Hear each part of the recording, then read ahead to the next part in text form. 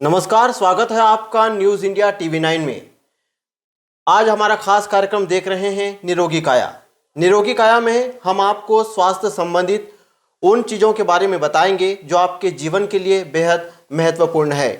आज हमारे साथ मौजूद है doctor assistant professor medicine department Nand Kumar Singh Chauhan medical college संबंध जिला चिकित्सालय में पदस्थ पंकज कुमार जैन जी। उनका स्वागत करते हैं हमारे कार्यक्रम में और उनसे जानना चाहेंगे कि कोरोना काल में जिस तरह की गंभीर बीमारियां सामने आती है, जिस तरह कोरोना का प्रकोप लोगों को झेलना पड़ रहा है, इन ऐसे समय में किन चीज़ों का ध्यान रखना चाहिए। आपका बहुत स्वागत है डॉक्टर साहब। धन्यवाद। सबसे पहले आपसे सवाल पूछना चाहेंगे कि जिस तरह कोरोना काल चल रहा है, इस समय में खासकर उन लोगों को जिन्हें दूसरी तरह की बीमारियां होती है, उन लोगों को किस तरह का ध्यान रखना पड़ता है। धन्यवाद। सबसे पहले बताना चाहूँगा कि हम जो है कोविड महामारी में ये तीसरी लहर का सामना कर रहे हैं। इसके पहले हम प्रथम लहर, द्वितीय लहर, उसके बाद अब तृतीय लहर है। पहले मैं डिफ्रेंशिएट करना चाहूँगा कि जो प्रथम लहर और द्वितीय लहर है, उसके अलावा इस लहर में कुछ जो केसेस है उसमें अलग अलग सिम्टम्स आए हैं, कुछ नए सिम्टम्स ऐड हुए हैं। जैसे कि पहले होता था कि सर्दी खांसी होना था, सांस लेने में तकलीफ होना था, ठीक है। कई बार ये होता था कि फीवर जो है बुखार बना ही हुआ था, लंबे समय तक हो रहा था। लेकिन इस लहर में इसके अलावा जो और लक्षण ऐड हुए वो हुए हैं, जैसे कि डायरिया होना, शरीर दर्द करना, थकान बनी रहना, कमजोरी बनी रहना। तो इनको भी हम अवॉइड नहीं कर सकते। अगर इस तरह के कोई सिम्टम्स है तो वो भी कोविड के लक्षण हो सकते हैं। लेकिन हम लोग इस चीज़ का धन्यवाद देना चाहेंगे कि इस जो महामारी में बहुत ज़्यादा हमें एडमिशन नहीं देखने पड़ रहे, जो कि पहली दूसरी लहर में थे, उसकी तुलना में इस समय एडमिशन कम हो रहे हैं। ये सिम्टोमेटिक माइल्ड सिम्टम होकर निकल जा रहे हैं, इसलिए लोगों को घबराने की ज़रूरत नहीं है। लेकिन ये कि जागरूकता तो रखना पड़ेगी। जागरूकता जरूरी है। जिस तरह डॉक्टर साहब नए नए वेरिएंट सामने आ रहे हैं कोरोना के, कई लोगों के मन में सवाल होता है कि ये नए वेरिएंट क्या होते हैं, क्योंकि जब स्टार्टिंग में कोरोना आया था तो लोगों को लगा कि एक बेसिक कोरोना है, लेकिन आज उससे कई तरह के वेरिएंट सामने आते हैं, तो कई तरह लोगों को कन्फ्यूजन की स्थिति रहती है। तो ये वेरिएंट किस तरह अपने आप में बदलाव होते हैं, क्या है ये चीज़ें, ये जानना चाहेंगे। बहुत अच्छा क्वेश्चन है। कई लोगों को ये पता नहीं होता है कि जो वेरिएंट, इनका नामकरण कैसे होता है। जैसे कि अभी वर्तमान में जो वेरिएंट चल रहा है ओमिक्रॉन, होता क्या है कि जो WHO होता है, विश्व स्वास्थ्य संगठन, ये नामकरण को निर्धारित करता है। और जो अभी जो कोरोना के जो वेरिएंट है, इनका नामकरण जो है ग्रीक वर्ड से लिए हैं। ग्रीक वर्ड में जो नॉमेनक्लेचर होता है, जो गिनती होती है, उसमें जैसे पहले अल्फ़ा, बीटा, थीटा, डेल्टा इस तरह से होता था। तो उसके बाद ये 7वें नंबर का है, 7वें नंबर के क्रम में ग्रीक वर्ड में उसको ओमिक्रॉन कहा जाता है। इसीलिए हम लोग को ये जो इस वेरिएंट को नाम दिया गया है ओमिक्रॉन। इसके पहले भी चूँकि 5 वेरिएंट तो हो गए थे, लेकिन 4 वेरिएंट तो हो गए, लेकिन 5th और 6th के लिए नहीं लिया गया, क्योंकि 5th वेरिएंट होता न्यू। अगर हम न्यू रहते तो लोग बहुत कन्फ्यूज़ हो जाते थे, न्यू कोविड क्या होता है। और 6 वेरिएंट होता है जी, XIZ। तो एक्चुअली जो चाइनीज़ जो है प्रेसिडेंट है जिनपिंग, उनके नाम में भी आता है, तो कहीं उससे कन्फ्यूजन नहीं हो जाए, तो इस कारण भी उन्होंने WHO ने फिर उसको स्किप करके फिर 7th वेरिएंट लिया है। इसके अलावा भी अगर नेक्स्ट और कोई होते हैं तो थीटा, एप्सिलॉन वगैरह इस तरह का होगा। तो कुल मिला के है कि एक ग्रीक वर्ड है जिससे ये नॉमेनक्लेचर लिया जा रहा है। एक्चुअली ये तो नाम से रिलेटेड होगा कि इनका नाम किस बेस पे रखा जाता है, लेकिन इनके अगर लक्षणों की बात की जाए, जैसे ओमिक्रॉन आया है, ओमिक्रॉन के लक्षण और जो पुराने वायरस थे उनमें किस तरह का अंतर देखने को मिला है। अभी जो ओमिक्रॉन को जो देखने में आ रहा है, मैं खुद फिजिशियन हूँ और हम लोग जो देख रहे हैं कि ये ओमिक्रॉन है, इनका संक्रमण बहुत तेज़ी से हो रहा है। जो अमूमन जो प्रथम और द्वितीय लेयर में जो केसेस थे, उनका जो डबलिंग ट्रिपलिंग जो टाइम था काफ़ी डिले था, लेकिन ये बहुत तेज़ी से हो रहा, फास्ट ग्रोइंग हो रहा है। ये इसलिए हो रहा है, जो कोरोना वायरस जो होता है उसके ऊपर एक स्पाइक प्रोटीन होता है, तो उस स्पाइक प्रोटीन में म्यूटेशन हो गया है, जिसके कारण कि इसका संक्रमण बड़ी तेज़ी से हो रहा है। और इस संक्रमण के कारण ही काफ़ी भय है कि इतनी तेज़ी से होने पे, इसका जो म्यूटेशन होने पे और दिक्कतें तो नहीं हो जाएगी। कहते हैं कि ये कोरोना वायरस चीन से आया है, लेकिन कई ऐसे वायरस ऐसे भी हैं जो अन्य देशों से भी आए हैं। तो ये चीज़ें क्यों सामने आती है कि ये वायरस अपने आप को कैसे बदल लेता है या किस तरह अपने आप में ढाल लेता है। जैसा भी मैंने बताया आपके पहले क्वेश्चन में कि जो कोरोना है, उसकी जो वायरस है उसका प्रोटीन होता है, स्पाइक प्रोटीन, या जो एक कवरिंग होती है जो कवरिंग को कोरोना, जैसे क्राउन जो कहते थे, उसी से इसका नाम पड़ा था कि कोरोना, क्योंकि ये क्राउन वायरस था। जो क्राउन जो कवरिंग थी वो एक तरीके की प्रोटीन केप होती है और जो प्रोटीन का स्ट्रक्चर रहता है। तो समय समय पे ये वायरस अपने आप में म्यूटेशन कर लेता है। तो म्यूटेशन के हिसाब से ये अगर किसी अलग शहर में होकर म्यूटेंट होता है तो फिर वहाँ पे जो उनके एक साइंटिस्ट है, जो एक प्रणाली रहती है, उस हिसाब से फिर उसको कह देते हैं कि हाँ ये यहाँ पे हुआ है, जैसे B1 B2, फिर इसके बाद फिर WHO फिर इसका नॉमेनक्लेचर करता है। पहली लहर जो कोरोना की आई थी उस समय काफ़ी गंभीर स्थिति थी। आपको पता ही होगा किस तरह ऑक्सीजन की किल्लत हो गई थी, किस तरह की परिस्थितियां बनी थी। लेकिन आज जो वायरस है वो उतना घातक नहीं है, तो इन दोनों में क्या अंतर देखने को मिल रहा है? देखिए, ये बहुत अच्छी चीज़ है हम लोगों के लिए भी कि ये जो पहली दूसरी लहर में क्या हुआ था कि जो उस समय जो म्यूटेशन था, तो उस म्यूटेशन के कारण क्या हो रहा था कि वायरस जो डायरेक्ट जा रहा था हमारे लंग्स में जा रहा था, और लंग्स में जाके बहुत जल्दी रिप्लिकेशन हो रहा था। और रिप्लिकेशन के कारण क्या हो रहा था कि जो पेशेंट रहते हैं उनकी ऑक्सीजन रिक्वायरमेंट बढ़ रही थी। लेकिन अभी ये जो वायरस है माइल्ड है, ये जनरली हमारे अंदर फेफड़े तक नहीं जाके अपने जो आहार नाल या अपने नेक तक, गले तक ही रह के समाप्त हो रहा है। इसलिए ये चीज़ अच्छी है कि उससे बहुत ज़्यादा लक्षण इसके प्रदर्शित नहीं हो पा रहे हैं। लेकिन हमें सावधानी ये रखना पड़ेगी कि फिर भी जो कोमॉर्बिड पेशेंट होते हैं, जैसे हार्ट पेशेंट हुए, ब्लड प्रेशर वाले पेशेंट हुए, डायबिटिक पेशेंट हुए, या फिर इम्यूनो कॉम्प्रोमाइज जिनकी इम्यूनिटी कम रहती है, उनमें फिर भी घातक इनके प्रभाव देखे जा सकते हैं। इसलिए सावधानी तो बरतना जरूरी है। यहाँ पे कोरोना से एक अलग सवाल पूछना चाहूँगा कि हार्ट मरीज जो होता है, दिल की बीमारी जिसे रहती है, उसे कोरोना से किस तरह का खतरा है और किस तरह बचा जा सकता है? बहुत अच्छा सवाल है।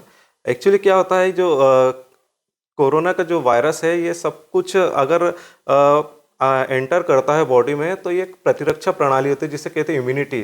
जिसकी अगर इम्यूनिटी कमज़ोर होती है, जैसे प्रथम द्वितीय लहर में भी हम देख चुके थे कि जिसकी इम्यूनिटी कमज़ोर रहती है उस पर प्रभाव ज़्यादा पड़ रहा था।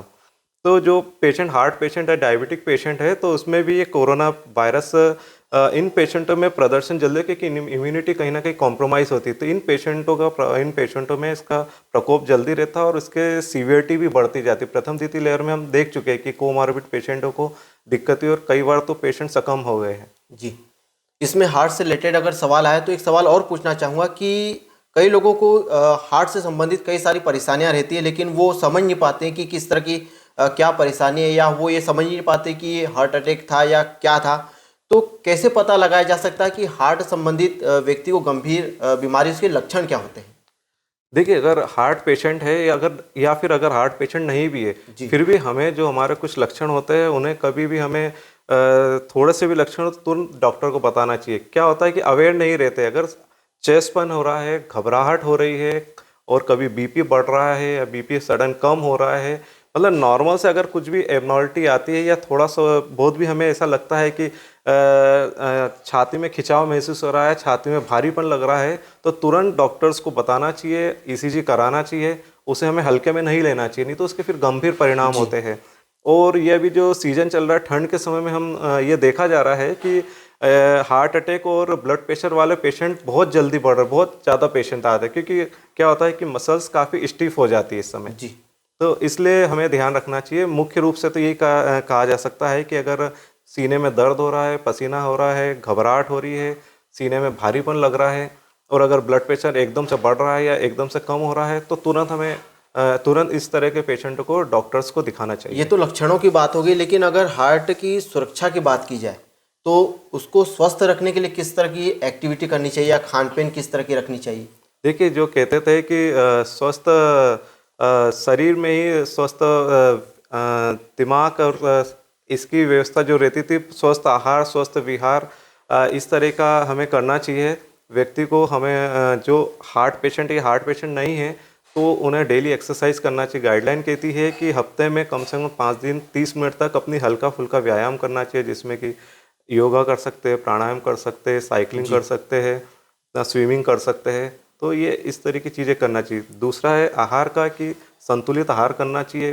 कई बार क्या होता है कि फास्ट फूड ले लेते हैं। आजकल क्या है कि टाइमिंग व्यवस्थित नहीं है, कभी भी खाना पीना हो रहा है, उसका भी असर पड़ता है।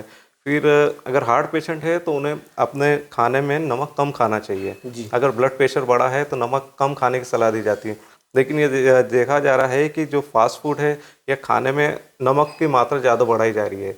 इसलिए कम से कम संतुलित आहार रहे, व्यायाम करें और नमक की मात्रा कम रखें तो अपने हृदय को स्वस्थ रखा जा सकता है। इसमें अगर तनाव की बात की जाए, भागदौड़ भरी लाइफ में तनाव के दौर से भी गुजरना पड़ता है कई लोगों को, तो तनाव का किस तरह असर होता है हार्ट? देखिए, तनाव भी एक मुख्य कारण होता है ये हार्ट अटैक या ब्लड प्रेशर या डायबिटीज़ के लिए। एक चीज़ और ऐड करना चाहूँगा कि कोविड पेशेंटों में भी, कि अगर कोरोना हो रहा था तो उसमें भी पेशेंट तनाव काफ़ी बढ़ गया था, उस कारण भी कुछ जो बीमारियां थी एकदम से उनकी बढ़ गई थी जी। और यही कहना चाहूँगा कि अपने मस्तिष्क को, दिमाग को संतुलित रखना चाहिए, मेडिटेशन करिए, ध्यान रखिए, तनाव नहीं रखना है। अगर तनाव रहेगा तो ये बीमारियां भी आपकी बढ़ेगी। इसमें कई लोगों को दिल के दौरे की समस्या रहती है, तो क्या दिल का दौरा पड़ने के पहले ही कुछ ऐसे लक्षण सामने आते हैं जिससे अवेयर हो जाए व्यक्ति? जी बिल्कुल, जैसे बताया था मैंने भी कि अपना जो भी मरीज है उसको अगर शुगर है, बीपी है, पहले तो वो कंट्रोल रखे। अगर थोड़ा सा भी फ्लक्चुएशन हो रहा है तुरंत बताए। दूसरी चीज़ ये है कि अगर समय पे मरीज पहुंच जाता है, जैसे कि धड़कन बढ़ रही है उनकी, अगर घबराहट हो रही हो, पसीना आ रहा हो, सीने में भारीपन लग रहा हो, जी। तो इन जो ये लक्षण है इनको बिल्कुल भी छोड़ना नहीं चाहिए। तुरंत जाके हमको चिकित्सक को बताएं। तो चूँकि हमारे खंडवा के लिए बहुत अच्छी बात है कि मेडिकल कॉलेज भी है और जिला अस्पताल से जुड़ा हुआ है। वहाँ पे हमारे डॉक्टर्स भी अवेलेबल रहते हैं 24 घंटे और आईसीयू भी काफ़ी अच्छा, कार्डियक आईसीयू भी है, तो तुरंत जाके वहाँ पे सेवा ले सकते हैं। तो अगर समय पे पेशेंट आता तो बच जाता है पेशेंट। हार्ट से संबंधित हो गए, अगर मैं किसी डायबिटीज़ पेशेंट की बात करूं, तो डायबिटीज़ वाले को कोरोना से किस हद तक खतरा है? देखिए, जैसा अभी मैंने बताया था कि कोरोना और इम्यूनिटी ये दोनों प्रोपोर्शनेट है कि अगर कोरोना है, अगर इम्यूनिटी कम है तो कोरोना बढ़ता है। और दूसरा क्या होता है कि डायबिटीज़ और हाइपरटेंशन वाले पेशेंट हैं, इनमें इम्यूनिटी कम रहती है। इनसे जो भी ना केवल कोरोना से बल्कि किसी भी अगर जो गंभीर बीमारी या सिंपल सा अगर संक्रमण भी होता है तो जो डायबिटिक पेशेंट है उसमें हील होने में समय लगता है। जी। उसके लिए हम कहते हैं कि अपनी शुगर आप कंट्रोल रखिए, ठीक है, प्रॉपर आप व्यायाम करिए, एक्सरसाइज करिए, आपका डाइट अच्छे से रखिए। तो कोविड में भी ये देखा गया कि इस तरह के जो पेशेंट थे, अगर डायबिटिक पेशेंट थे तो उन्हें काफ़ी उसके गंभीर परिणामों का भुगतान करना पड़ा। और कई बार तो ये देखा गया कि जो कोविड पेशेंट थे तो उनमें भी शुगर फिर रह गई, क्योंकि जो पोस्ट कोविड सिक्वेली बोलते हैं, जैसे सुना होगा कि कोविड होने के बाद भी बहुत से पेशेंट्स हैं जिनमें कुछ ना कुछ सिम्टम्स अभी रह गए। मसलन जैसे कि कुछ पेशेंट्स है उसमें शुगर बढ़ी थी तो अभी बढ़ी रह गई, वो डायबिटिक हो गए हैं। कुछ पेशेंट है जिसकी हार्ट की परेशानी हो रही है, कुछ पेशेंट्स है जिनकी बीपी बढ़ने की परेशानी, कुछ ऐसे भी पेशेंट हमने देखे जिनमें हेयर फॉल हो रहा है, कुछ पेशेंट को गैस्ट्रिक प्रॉब्लम भी हो गई है कि एसिडिटी बनी रहती है, डायरिया या कॉन्स्टिपेशन बना रहता है। तो ये कोरोना के बाद के भी गंभीर परिणाम भुगतना पड़ रहे हैं। इसमें अगर बच्चों की बात की जाए तो जैसे ओमिक्रॉन के ज़्यादातर केसेस बच्चों में भी देखे गए, मतलब बच्चे भी इसमें चपेट में आ रहे हैं, तो बच्चों को सुरक्षित रखने के लिए क्या क्या उपाय करने चाहिए? देखिए, बच्चों को सुरक्षित रखने के लिए यही उपाय करना चाहिए। अगर बच्चा है उनके साथ साथ उनके पीयर प्रेशर जैसे आसपास और भी बच्चे, अगर सर्दी खांसी अगर हो रही है तो कम से कम बच्चों को बाहर नहीं निकालें। बच्चों का भी जो वैक्सीनेशन है वो प्रॉपर जो शेड्यूल के हिसाब से उनका करना चाहिए। अगर घर में माता पिता है जो या फिर और भी अगर परिजन अगर उनको सर्दी खांसी या कोरोना है तो बच्चों को थोड़ा अलग से हम रखें।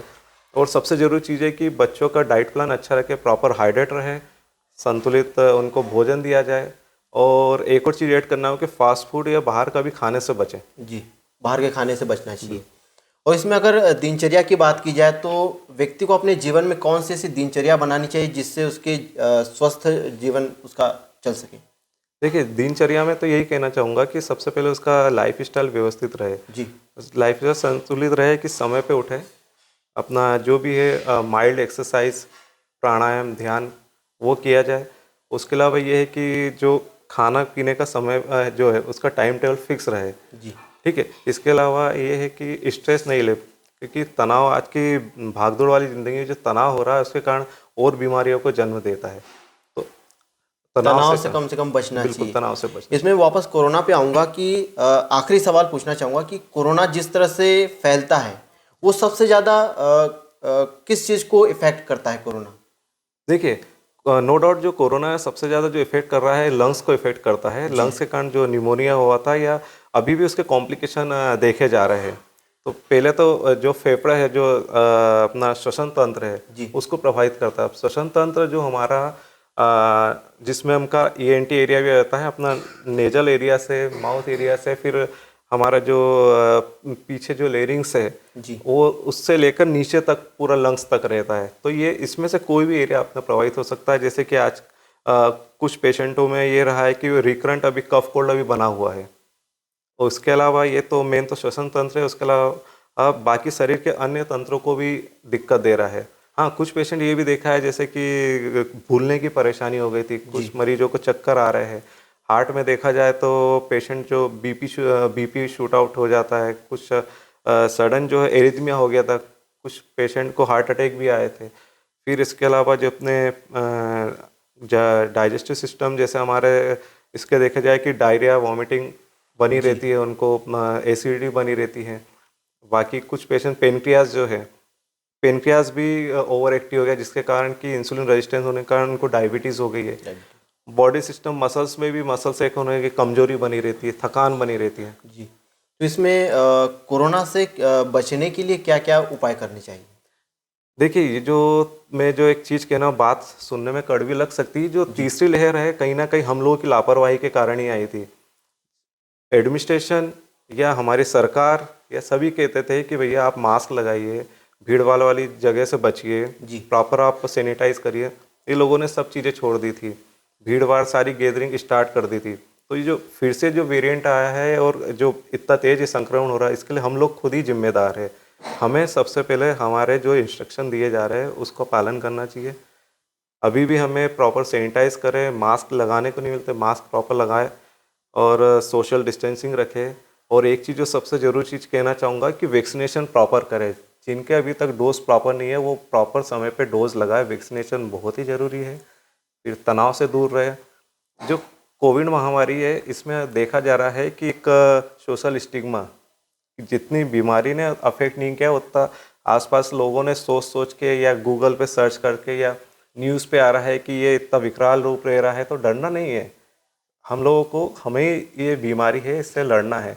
तो यही कहूँगा कि हम प्रॉपर मास्क पहने, सोशल डिस्टेंसिंग रखें, सैनिटाइज करें और अपना वैक्सीनेशन बराबर करें। इसमें एक सवाल और जोड़ना चाहूँगा। ये स्वस्थ तन की बात है, अगर स्वस्थ मन की बात की जाए तो स्वस्थ मन को स्वस्थ बनाने के लिए क्या करना चाहिए?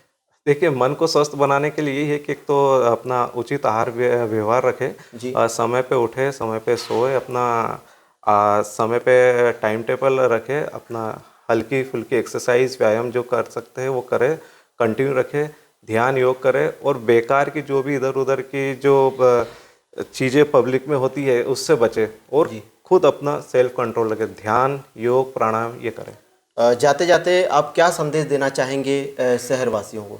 मैं यही कहना चाहूँगा कि जैसा हम पूर्व में कह चुके हैं कि हम प्रॉपर सैनिटाइज करें, मास्क पहने, सोशल डिस्टेंसिंग रखें और वैक्सीनेशन प्रॉपर रखें, किसी भी तरह का कोई तनाव नहीं पाले। एक चीज़ अच्छी है कि जो ये भी कोविड वेरिएंट जो ओमिक्रॉन आया है, इसमें बहुत ज़्यादा सीवियर सिम्टम्स नहीं है, एडमिशन भी कम हो रहे हैं और हम लोग फिर भी प्रॉपर अपना ख्याल रखें और अवेयरनेस रखें। लेकिन ये है कि हम लोग ये जो मास्क पहनना, सैनिटाइज करना, ये चीज़ छोड़े नहीं। यानी कहीं ना कहीं मास्क, 2 गज दूरी और सैनिटाइजर बहुत ज़रूरी है, तभी कोरोना से बच सकते हैं। और ये थी हमारी आज की चर्चा, जहाँ पे डॉक्टर साहब ने हार्ट संबंधित स्वास्थ्य के बारे में चीज़ें बताई, कोरोना से किस तरह बचा जा सकता है, आपको जानकारी दी। और भी ऐसी अहम जानकारियाँ आप तक पहुँचाते रहेंगे और आपको स्वस्थ जीवन के बारे में आप तक जानकारी डॉक्टरों के माध्यम से पहुंचाते रहेंगे। आप बने रहिए हमारे कार्यक्रम के साथ, देखते रहिए निरोगी काया। बहुत बहुत धन्यवाद। धन्यवाद।